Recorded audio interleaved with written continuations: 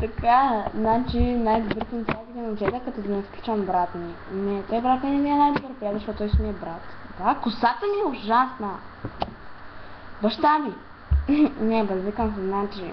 Дани ми стана добър приятел преди няколко седмици вече. Дани ми е като най-добър приятел, защото смисъл ние вече прекараме всеки ден с него и е много забавно. Въпреки че ние не можем да стигнем на място заедно, но сме приятели и то доста добри. Значи Дани. Ами момчета от Коста, всички момчета от Коста са ми доста добри приятели, не са ми най-добри приятели момчета, да, но са ми доста добри приятели. Не се сещам.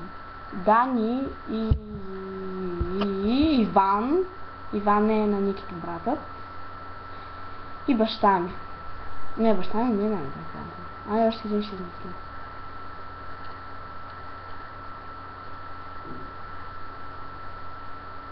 Ще кажем Милен, въпреки че той ми е син. Да, син ми е.